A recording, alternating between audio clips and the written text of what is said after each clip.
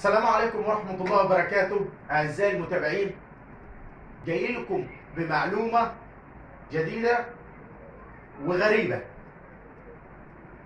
رسائل الواتس بتسقط الحضانة عن الأم الحاضنة. إزاي؟